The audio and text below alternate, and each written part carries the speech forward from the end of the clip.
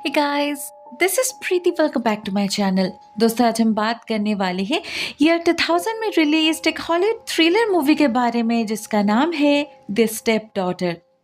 इस कहानी की शुरुआत होती है एक खूबसूरत यंग रेड हेयर्ड लड़की को दिखाते हुए जिसका नाम सुजैन था। एक रात कैलिफोर्निया के एक नाइट क्लब में उसके साथ एक विल नाम के बंदे की मुलाकात होती है। पहली नजर में ही दोनों एक दूसरे से अट्रैक्टेड हो चुके थे, तो विल उसे एक मोटेल में जाने का ऑफर देता है जिसमें सुजैन भी राजी हो जाती है और दोनों पास वाले एक मोटेल में चले जाते हैं एक साथ कुछ टाइम स्पेंड करने। विल तो बहुत ही एक्साइटेड था। उसने शायद एक्सपेक्ट भी नहीं किया था कि सुजैन इतने आसानी से मान जाएगी। उसे कुछ शक भी नहीं होता, लेकिन जैसे ही वो कमरे में घुसकर दरवाजा बंद करता है, हमें सुजैन का असली मकसद समझ आ जाता है। वो इंटीमेसी के बहाने विल के करीब जाती है और अचानक ही एक शार्प नाइफ घुसा देती है उसके सीने में। विल ना चिल्ला पाता है, ना ही खुद को बचा पाता है। कुछ ही सेकंड में मौत हो जाती है उसकी। सुजन वही खड़े उसे मरते हुए देखती है और फिर चुपचाप वहां से निकल जाती है। अपनी गाड़ी लेकर एक सुनसान रास्ता पकड़ लेती है वो, और एक मोड़ पर रुक के अपना पूरा हुलिया ही चेंज कर लेती है। पता चलता है उसका रेड हेयर तो असल में एक विग था, असलियत में तो वो एक ब्लॉन्ड है। अपने बालों के साथ साथ अपने कपड़े भी बदल लेती है वो, और फिर अपने गाड़ी को एक लेक के पास ले जाके एक पत्थर से टकरा देती है जिससे लगे कि उसका एक्सीडेंट हुआ है। फिर वो वहीं से चलकर पहुंच जाती है पास वाले एक घर में, जो बेसिकली कॉर्नर फैमिली का घर था। रात काफी हो चुकी थी तो नेचुरली सभी सो रहे थे। नॉकिंग की आवाज से मिस्टर जैसे कॉर्नर और उनका बेटा बडी, उनकी नींद टूट जाती है और वो आकर दरवाजा खोलते हैं। सुजैन भी उन्हें अपने एक्सीडेंट की झूठ मूठ की कहानी सुनाकर उनसे उनका फोन यूज करने की परमिशन मांगती है ताकि वो कोई कैब बुला सके, जबकि उसे भी पता था कि यहाँ इस समय कोई कैब नहीं मिलेगा। ऐसे में जैसे उसे अपने घर के गेस्ट हाउस में आज रात रुकने का ऑफर देते हैं, जिस पर सुजैन खुशी खुशी राजी हो जाती है, क्योंकि मन ही मन यही तो वो चाहती थी। और बातों बातों में वो जैसे को ये भी सुना देती है कि वो एक हॉर्स वर्कर है, 7-8 सालों की एक्सपीरियंस है उसे। अब वो उसे ये सब क्यों बता रही थी वो तब तो हम समझ नहीं पाते, लेकिन जब नेक्स्ट मॉर्निंग एक पुलिस ऑफिसर टॉम जैसे से मिलने आते हैं और उसे विल की मौत की खबर सुनाते हैं, तब हमें पूरा पिक्चर समझ आ जाता है। एक्चुअली ये कॉर्नर फैमिली असल में एक बहुत ही बड़े हॉर्स रैंच का मालिक है, और सुजैन ने जिस बंदे का खून किया था विल, वो यहीं पर काम करता था। जैसे का one of the best horse worker था वो। ऐसे में अचानक उसके मौत से जैसे तो बहुत बड़े प्रॉब्लम में फंस जाता है, क्योंकि सामने उनका एक बहुत बड़ा कंपटीशन था जिसे विल के बिना मैनेज कर पाना आसान नहीं होगा। सुजैन जानती थी इस बात को। वो पूरा प्लानिंग करके ही यहाँ आई थी, और उसे ये भी पता था कि ऐसे डिस्परेट टाइम में जैसे ही उसे जॉब ऑफर जरूर करेगा, इसीलिए ही तो उसे पहले ही अपना बायोडाटा दे रखी थी उसने। होता भी यही। जैसे ही उसे ऑफर देता है और सुजैन बिना कोई वक्त जाया करके उसे एक्सेप्ट कर लेती है। इससे जैसे तो बहुत ही रिलैक्स्ड हो जाते हैं, मगर उसकी बेटी लिंडा बिल्कुल भी खुश नहीं होती। वो अपने डैड को बहुत डांटती है कि वो ऐसे ही किसी को नौकरी नहीं दे सकते, उन्हें सुजैन के बारे में कुछ भी नहीं पता। मगर जैसे का कहना था उन्हें उसके बैकग्राउंड से क्या मतलब, यहाँ तो उसका काम मैटर करेगा ना, और वो उसे फेक नहीं कर सकती। अगर उसने अच्छे से काम किया तो वो रह जाएगी, नहीं तो वो लोग किसी और को ढूंढ लेंगे। सिंपल। जैसी के नजरों में यहाँ कोई टेंशन लेने वाली बात थी ही नहीं, लेकिन लिंडा किसी पर भी इतना आसानी से भरोसा नहीं कर पाती थी, स्पेशली एक दिन के मुलाकात पे तो बिल्कुल भी नहीं। तो वो सुजैन को ऑफिस बुलाकर उससे सारे डिटेल्स निकालती है और एम्प्लॉयमेंट फॉर्म पर साइन भी करवाती है। इस फॉर्म में सुजन वही सारे इंफॉर्मेशन प्रोवाइड करती है जो उसने जैसे से कहा था। अपनी आईडी सबमिट करती है और ऑफिशियली कॉर्नर रैंच के एम्प्लॉय बन जाती है। वैसे तो उसका बर्ताव काफी अच्छा था, काफी जॉली नेचर की थी वो, इसलिए बहुत ही आसानी से सबके साथ घुल मिल गई थी। साथ में उसका काम भी बढ़िया था, इसलिए जैसे को कोई रीजन नहीं मिलता उस पर शक करने का। बस कुछ ही दिनों में सबका दिल जीत लिया था उसने। अब ये सब वो दिल से कर रही थी या फिर दिखावा, वो तो हम समझ नहीं पाते, लेकिन कुछ तो खिचड़े पक रहे थे उसके दिमाग में। नहीं तो बस एक जॉब के लिए कोई किसी का खून तो नहीं कर देता ना। ऊपर से सुजैन को रात रात भर बुरे सपने भी आते थे। वो एक मिडिल एज्ड लेडी को देखती थी अपने सपने में, जो चाकू लेकर उस पर हमला करने की कोशिश करती थी, जो बार बार उससे कहते रहते थे कि वो यहाँ क्यों आई है, उसके लिए यहाँ कोई जगह नहीं। अब ये लेडी कौन थी और सुजैन से उसका क्या ताल्लुक था वो तो नहीं पता, लेकिन सुजैन बहुत ज़्यादा डर जाती थी उसे देखकर। बिल्कुल बच्चों की तरह कमरे के कोने में जाकर छुप जाती थी वो। ऐसे में बस उसका एक डॉल था शेरिल एन नाम से, जिसे जकड़ के अपने आप को शांत कर पाती थी वो। इससे एक अलग ही कनेक्शन था सुजैन का। हर दिन काम खत्म होने के बाद वो इसी के साथ वक्त बिताती थी, इंसानों की तरह बात करती थी उससे, लेकिन इस डॉल को किसी के भी सामने आने देना नहीं चाहती थी सुजैन। हमेशा छुपा कर रखती थी, मे बी किसी को और न लगे इसलिए। वैसे और भी बहुत कुछ हो रहा था। सुजैन को अपने काम से ज्यादा इस घर में इंटरेस्ट था, स्पेशली मिसेस कॉर्नर के बारे में। वो पहले दिन ही उनसे मिलना चाहती थी, लेकिन उनकी तबीयत खराब रहने के कारण वो पॉसिबल नहीं हुआ था। तो कुछ दिन बाद जैसे सुजैन को घर खाली मिलता है, वो खुद ही उनसे मिलने चली जाती है। अब भले ही वो रहती तो थी सेम घर में, लेकिन गेस्ट हाउस में, जो मेन हाउस के कम्प्लीटली ऑपोजिट साइड पे था। तो सबके रहते कभी उसका अंदर जाना पॉसिबल नहीं हुआ। इस दिन जब वो चोरी छुपे अंदर जाती है तो उससे मुलाकात होती है मिसेस मैगी कॉर्नर की, जिससे मिल तो रही थी वो पहली बार, बट सरप्राइजिंगली ये वही औरत थी जिसे वो हर रात अपने नाइटमेयर्स में देखा करती थी। काफी अजीब बात है ना, लेकिन शायद सुजैन के लिए अजीब नहीं थी, क्योंकि वो एक बार भी नहीं चौंकती। बहुत ही नॉर्मली उनसे बात करती है वो, और अपने हंसमुख स्वभाव के कारण सबकी तरह उनका भी दिल जीत ही लेती है।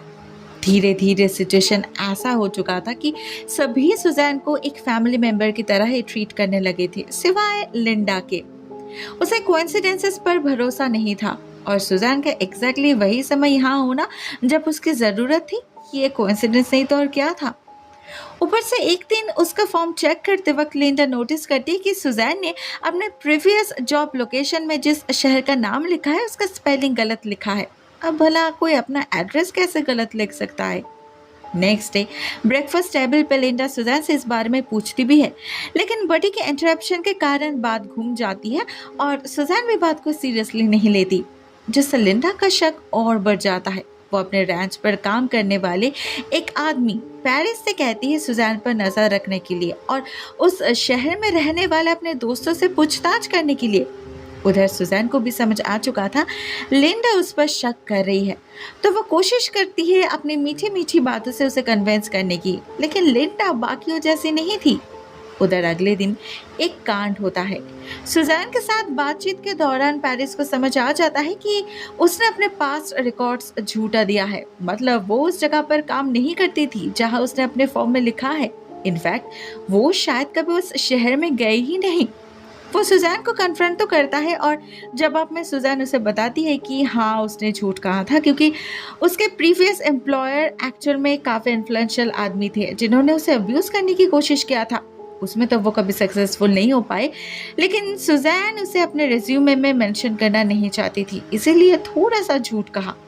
अब सुजैन अभी सच कह रही थी या झूठ वो तो पेरिस समझ नहीं पाता, लेकिन वो लिंडा को भी कुछ इन्फॉर्म नहीं करता, क्योंकि उसे सुजैन के इस झूठ को जरिया बना के उससे कुछ हासिल करना था। उसकी गंदी नज़र थी सुजैन पर। उसने कई बार उसे अप्रोच भी किया था, लेकिन हर बार सुजैन उसे पोलाइटली इग्नोर कर देती थी। उसे लगता था वो ऐसी सिचुएशन को अपने कंट्रोल में रख पाएगी। बेकार में किसी को नाराज करना नहीं चाहती थी वो, एटलीस्ट जब तक उसका मकसद पूरा ना हो जाए तब तक।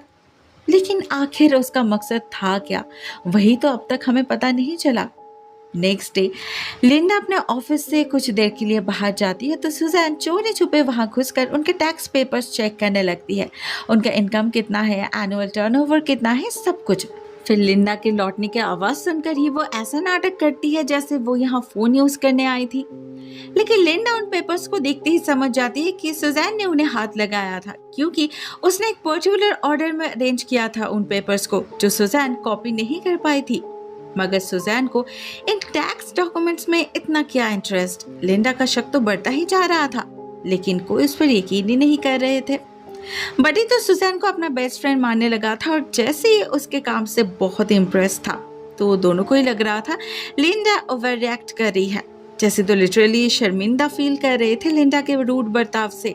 मगर इसी बीच कुछ ऐसा हो जाता है जिससे लिंडा को फाइनली एक क्लू मिलता है। एक उम्मीद मिलती है कि शायद वो सुजैन के असलियत तक पहुंच पाएगी। असल में एक दिन जब मैगी एक लैडर से नीचे गिर जाती है और उसे हॉस्पिटलाइज किया जाता है, तो वहां घर लौटते वक्त एक नर्स सुजैन को कैरन नाम से बुलाने लगती है। सुजैन उसे देखती तो है लेकिन अनदेखा करके वहां से निकल जाती है। अब भले ही ये छोटी सी बात कोई नोटिस नहीं करते क्योंकि सभी मैगी को लेकर बिजी थे, मगर लिंडा के नजरों से कुछ नहीं बचता। वो समझ जाती है वो नर्स जरूर सुजैन को पहचानती है, कुछ ऐसा जानती है उसके बारे में जिसका सामना करना सुजैन नहीं चाहती। पर क्यों? ऐसा क्या है उसके अतीत में? और वो नर्स उसे कैरन नाम से क्यों बुला रही थी? लिंडा को सब कुछ जानना था, लेकिन ऑलरेडी बहुत लेट हो चुकी थी, इसीलिए वो नेक्स्ट डे ही कोई स्टेप लेने का डिसाइड करती है। मगर उससे पहले और भी बहुत कुछ हो जाता है उनके घर में जो लिंडा जान नहीं पाती।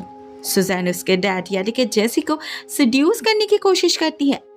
एक्चुअली इस घर में आने के बाद से उसने ये रियलाइज कर लिया था कि जेसी और मैगी का रिश्ता बिल्कुल भी ठीक नहीं है। एक कोल्ड डिस्टेंस है उनके बीच। स्पेशली मैगी से मिलने के बाद तो उसका यकीन और पक्का हो गया था। तो वो ठीक इसी बात का फायदा उठाने की कोशिश करती है। उसे लगा था जैसे आसानी से उसके जाल में फंस जाएगा, लेकिन ऐसा होता नहीं। जैसे एक ट्रू जेंटलमैन थे और इतने सालों के लोनलीनेस के बावजूद अपने पत्नी के प्रति लॉयल भी थे। वो बहुत ही पोलाइटली सुजैन को डिनाई करते हैं और बात को ऐसे इग्नोर कर देते हैं जैसे ऐसा कुछ कभी हुआ ही नहीं। क्यों? क्योंकि वो नहीं चाहते थे सुजैन को ऑकवर्ड फील हो। मगर सुजैन का इरादा तो कुछ और ही था।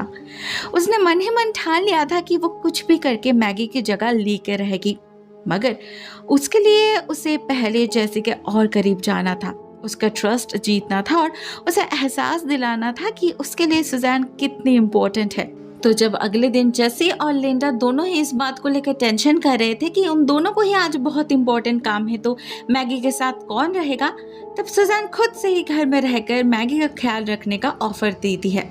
इससे जैसे टेंशन फ्री होकर काम पर निकल जाते हैं और लिंडा को मौका मिल जाता है उस नर्स को ढूंढ निकालने का। उसका स्केड्यूल बहुत बिजी था, इसीलिए वो हॉस्पिटल तो नहीं जा पाती, मगर वो ओवर फोन उस नर्स का डिस्क्रिप्शन देती है और हॉस्पिटल के एक स्टाफ से उसे पता चल जाता है उनका नाम कैलिस्टर डेविस है। लिंडा उसी वक्त उनसे बात करना चाहती थी, जो अनफॉर्चुनेटली पॉसिबल नहीं हो पाता क्योंकि कैलिस्टर लीव पर जा चुकी थी, वो भी पूरे 3 हफ्तों के लिए। अब ऐसे में लिंडा के पास इंतजार करने के सिवा और कोई ऑप्शन नहीं बचता। फिर भी वो कैलिस्टा के घर में कॉल करके एक वॉइस मैसेज पे अपना नंबर छोड़ देती है ताकि वो उसे कांटेक्ट कर सके। उसे लग रहा था पता नहीं कब उसे मैसेज मिलेगा, कब वो उसे कांटेक्ट करेगी और कब उसे सुजैन के बारे में कुछ जानकारी मिलेगी। मन ही मन बहुत ही उतावली हो रही थी वो, मगर उसे तो कोई आइडिया ही नहीं था कि जिसे वो ढूंढ रही है कैलिस्टा, उसकी अपनी क्यूरियोसिटी लिंडा से दुगना है, जिसके चलते वो हॉस्पिटल से मैगी के घर का एड्रेस पता करके खुद वहां जा पहुंचती है कैरन की तलाश में। उसे लगा था कैरन उसे देखकर खुश हो जाएगी। आफ्टर ऑल उनका सालों का जान पहचान है, तो लीव पर जाने से पहले वो एक बार उससे मिलना चाहती थी। लेकिन उस घर में जा पहुंचने पर ऐसा कुछ नहीं होता। उल्टा सुजैन तो उसे देखकर इरिटेटेड हो जाती है क्योंकि वो नहीं चाहती थी किसी को उसके सच्चाई के बारे में पता चले। ऑलरेडी काफी बिजी थी वो। उसे मैगी का ख्याल रखना था, सबके लिए खाना बनाना था, कोई कभी भी घर लौट सकते थे। ऐसे में कैलिस्टा के आ जाने से वो ऑफेंडेड तो होगी ही ना।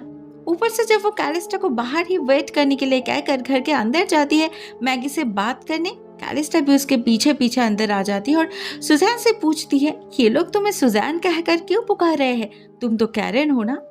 यहाँ पर एक फ्लैशबैक में हमें पता चलता है सालों पहले कैलिस्टा जिस मेंटल असाइलम में काम करती थी, सुजैन वहाँ एज अ पेशेंट एडमिटेड थी। कैलिस्टा ने तब उसका बहुत ख्याल रखा था, मगर वो कभी समझ ही नहीं पाई सुजैन को उसकी कंपनी कभी पसंद नहीं आई। वो हमेशा ही अकेला रहना चाहती थी। फिर आज वो कैसे खुश हो पाते उसे देखकर, स्पेशली जब कैलिस्टा उसके प्रेजेंट वेयरअबाउट्स के बारे में हजारों सवाल पूछने लगती है, तब तो सुजैन और इरिटेटेड हो जाती है। एग्जैक्टली इसीलिए तो उसने हॉस्पिटल में उसे इग्नोर किया था, लेकिन कैलिस्टा का नोजी नेचर उसे यहाँ पर खींच लाई। ऐसे में सुजैन के पास और कोई ऑप्शन नहीं बचता। कैलिस्टा उसके लिए बहुत बड़ा खतरा बन सकती थी, इसीलिए वो उसे जान से मार डालती है और उसके लाश को पैंट्री में छुपा देती है और फिर हड़बड़ी में जमीन पर पड़े खून को साफ करने लगती है। उसे डर था अभी कोई आ जाएगा, होता भी वही। कई बार बुलाने पर भी जब मैगी को कोई रिस्पॉन्स नहीं मिलता तो वो खुद ही किचन में चली आती है चेक करने। थैंकफुली सुजैन उसे वापस कमरे में भेजने में तो कामयाब हो जाती है, मगर ठीक उसके बाद ही बडी आ जाता है खाना खाने। सुजैन डिसाइड कर ली थी कि वो उसी के हाथ लिंडा का लंच उसके ऑफिस भेज देगी, जिससे उसे थोड़ा टाइम मिल जाएगा और वो प्रॉपरली कैलिस्टा के लाश को डिस्पोज कर पाएगी। मगर वो पॉसिबल हो पाए उससे पहले एक और कांड हो जाता है। सुजैन ने लाश को पैंट्री के अंदर घुसाने के लिए कैलिस्टा को बिठा कर रखी थी, जो एक पॉइंट पे अपने आप ही गिर जाती है, जिससे आवाज के साथ साथ उसका एक पैर भी बाहर निकल आता है और पैंट्री का दरवाजा खुल जाता है। बडी को भी सुनाई देती है वो आवाज, लेकिन वो पीछे मुड़कर देख पाए इससे पहले सुजैन उसे लंच पकड़ा देती है और लिंडा के पास भेज देती है। वो बेचारा मेंटली थोड़ा स्लो था, इसलिए सुजैन का चाल समझ नहीं पाता, मगर उसकी जगह अगर लिंडा होती तो वो जरूर सवाल उठाती। ये सब सोचकर सुजैन और देर नहीं करती। जैसे ही बडी निकल जाता है वो कैलिस्टा के लाश को उसी के कार के ट्रंक में लोड करके उस गाड़ी को एक लेक में ले जाके डुबो देती है। मगर इसी बीच प्रॉब्लम यह हो जाती है कि उसके घर लौटने से पहले लिंडा घर आ जाती है और सुजैन को घर में ना पाकर उसे शक हो जाता है। मैगी को ऐसे अकेले रख के वो कहाँ चली गई? मगर सुजैन भी कम चालाक नहीं थी। वो बहुत ही चालाकी से सिचुएशन को मैनेज कर लेती है। बाहर से कुछ फ्लावर्स लाके रख देती है मैगी के पास, ये दिखाने कि वो घर के पीछे ही गई थी मैगी के लिए फ्लावर्स लाने।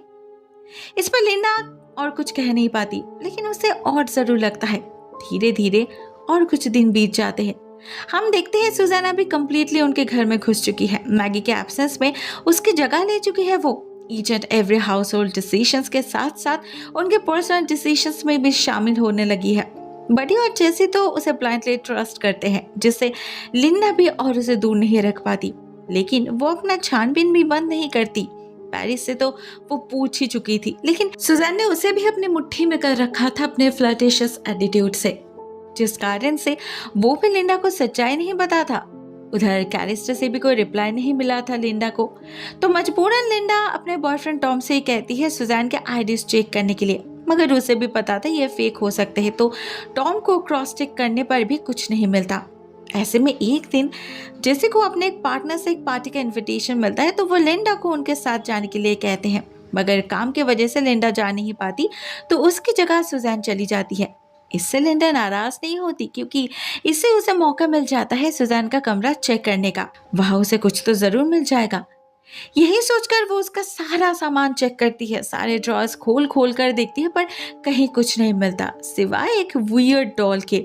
अब इससे तो लिंडा और भी ज्यादा डिसअपॉइंट हो जाती है और बेसब्री से इंतजार करने लगती है 3 हफ्ते खत्म होने का, पर उसे कोई आइडिया ही नहीं था इसी बीच सुजैन उसका इतना बड़ा नुकसान कर देगी जिसकी कोई भरपाई नहीं हो सकती।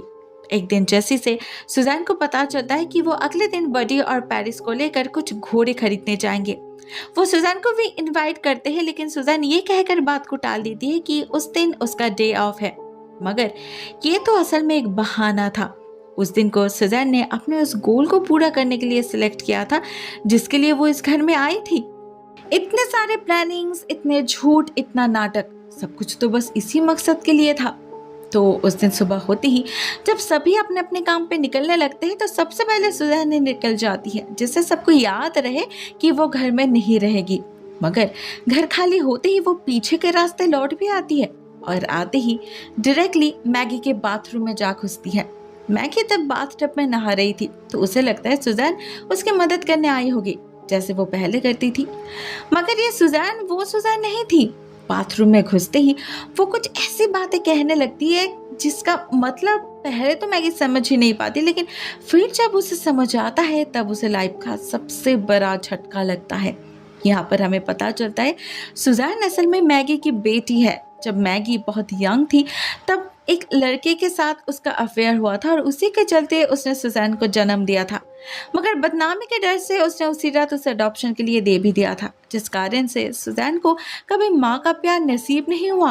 18 साल तक उसे न जाने कितने फॉस्टर हाउसेस के चक्कर काटने पड़े और हर घर में किसी न किसी तरह के अब्यूज का शिकार होना पड़ा। एक नॉर्मल चाइल्डहुड उसे कभी नहीं मिला, जिसके लिए सिर्फ और सिर्फ उसकी माँ जिम्मेदार है। वो हमेशा सोचती थी उसकी माँ कभी ना कभी उसे ढूंढते हुए जरूर आएगी, लेकिन ऐसा कभी नहीं हुआ। धीरे धीरे सुजैन बड़ी हो गई और उसने खुद ही अपने माँ की खोज शुरू करी, जिससे फाइनली उसे पता चला उसकी माँ अभी अपने हस्बैंड और दोनों बच्चों के साथ एक बहुत ही सुकून भरी जिंदगी बिता रही है। उसे तो वो याद भी नहीं। ये सुजैन से सहन नहीं हुआ। उसकी पूरी लाइफ बर्बाद करके उसकी माँ ऐसे सुखी नहीं रह सकती। इसीलिए उसने उसके परिवार को ढूंढ निकाला, उनके बिजनेस के बारे में पता किया और विल को मार डाला जिससे वो इस घर में घुस पाए। अभी अभी बस उसे अपना बदला पूरा करना था। जो माँ जिंदा रहते हुए भी कभी अपनी बेटी की लाइफ में शामिल नहीं हुई, जन्म देने के बाद भी बोझ की तरह उसे अपनी जिंदगी से उखाड़ फेंका। उसे जिंदा रहने का कोई हक नहीं। अपना बदला पूरा करने के लिए सुजैन ने जानबूझकर आज का दिन सिलेक्ट किया था, क्योंकि आज उसका जन्मदिन था, जिस दिन को उसने लाइफ में कभी सेलिब्रेट नहीं किया था, किसी को कभी याद ही नहीं रहा। मगर आज इस औरत का खून करके अपने आप को बर्थडे गिफ्ट देने वाली थी सुजैन।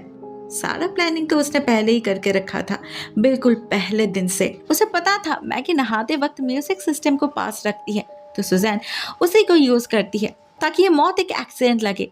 उसके बातों से मैगी उसका इंटेंशन समझ चुकी थी, तो वो उसे रोकने की पूरी कोशिश करती है, छटपटाती है, उसे समझाने की कोशिश करती है कि उसके पेरेंट्स कितने स्ट्रिक्ट थे, उसे अबांडन करने के सिवा उसके पास कोई ऑप्शन नहीं था, एक्सेट्रा एक्सेट्रा। लेकिन सुजैन उसकी एक नहीं सुनती, फोर्सफुली उसे पकड़ के रखती है, फिर मौका मिलते ही एक झटके में म्यूजिक सिस्टम को पानी में डाल देती है, जिससे इलेक्ट्रिक शॉक लगने की वजह से मैगी की वहीं पर मौत हो जाती है।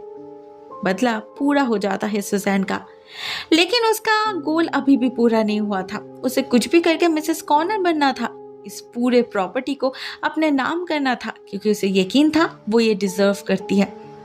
मगर लिंडा के रहते ये रास्ता आसान नहीं होता। देखते देखते पूरे 3 हफ्ते बीत जाते हैं, तो लिंडा एक दिन हॉस्पिटल जाकर कैलिस्टा से बात करने की कोशिश करती है, मगर एक दूसरे नर्स से उसे पता चलता है कैलिस्टा अभी तक वापस नहीं आई, ना ही उसका कोई कॉल आया। अब कॉल बैक तो उसने लिंडा को भी नहीं किया था, मगर ऐसे वो और कब तक वेट करेगी? उसके सब्र का बांध तो टूटने लगा था। तो वो उसे नर्स से ये पता करने की कोशिश करती है कि उस दिन वो कैरेन नाम के उस औरत के बारे में क्या बोल रही थी।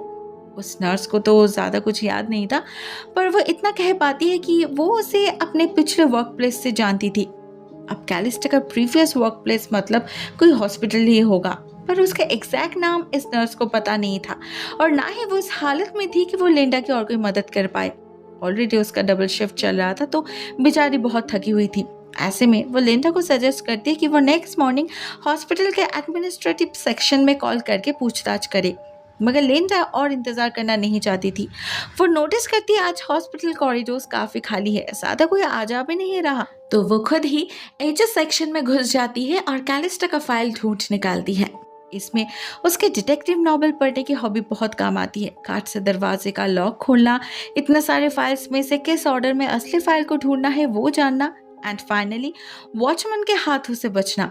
ये सब कुछ उसने डिटेक्टिव नॉवेल्स में ही तो पढ़ा था। लिंडा ने आधा काम तो कर लिया था, लेकिन अभी मेन काम बाकी था। उस फाइल को ध्यान से पढ़कर लिंडा को समझ आता है कैलिस्टा पहले किसी कार्सन करेक्शन फैसिलिटी में काम करती थी, जो कि एलए में है। वहां कॉल करके कोई फायदा होने वाला नहीं, ये लिंडा को पता था। तो वो नेक्स्ट डे इन पर्सन ही वहां जा पहुंचती है सच्चाई के तलाश में। अब ऐसी वो डायरेक्टली तो कुछ कह नहीं सकती ना, तो उसने एक कहानी बनाई। मैनेजर से कहा कि कैलिस्टा उसकी आंट है और वो पिछले कई दिनों से गायब है। उन्हें जब लास्ट देखा गया था तो वो किसी कैरन नाम के औरत के बारे में बात कर रही थी, जिसके साथ उसकी मुलाकात यहीं पर काम करते वक्त हुई थी। तो उसे लगता है ये कैरन जरूर उनकी मदद कर पाएगी। लिंडा ने उम्मीद करी थी कि ये कहानी सुनकर जरूर ये मैनेजर उसकी हेल्प करेगी, मगर ये औरत तो बहुत ही खरूस निकली। वो लिंडा को सीधा पुलिस स्टेशन का रास्ता दिखा देती है और कहती है सिर्फ और सिर्फ पुलिस के कहने पर ही वो कोई फाइल ढूंढ सकती है। इस करेक्शनल होम में एटलीस्ट 100 से ज्यादा कैरेंस तो रहे होंगे। अब वो क्या उन 100 फाइल्स को लेकर बैठेगी चेक करने? उनका और कोई काम धंधा है या नहीं? वो मैनेजर तो डायरेक्टली रिफ्यूज कर देती है कोई भी मदद करने से, और लिंडा पुलिस के पास जा नहीं सकती थी, जिसका मतलब वो एक बार फिर से डेड एंड पे पहुंच चुकी थी और कोई क्लू नहीं था उसके पास। मगर वो कहते हैं ना, भगवान अगर एक दरवाजा बंद कर देते हैं तो दूसरा खोल भी देते हैं। लिंडा के साथ भी वही हुआ। उसी फैसिलिटी में उसे एक ऐसी इनमेट मिल गई जो कैलिस्टा को भी पहचानती थी और एक कैरन को भी। उसी से लिंडा को पता चला उसका पूरा नाम कैरन मिल्स था। यहाँ सालों पहले एडमिटेड हुई थी वो।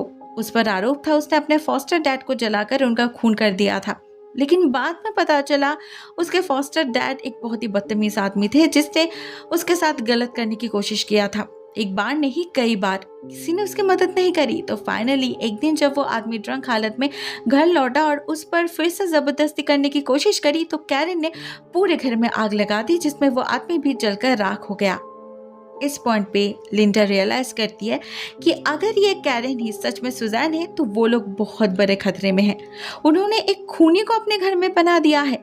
मगर यहाँ सवाल ये था कि क्या ये कैरन ही सुजैन है।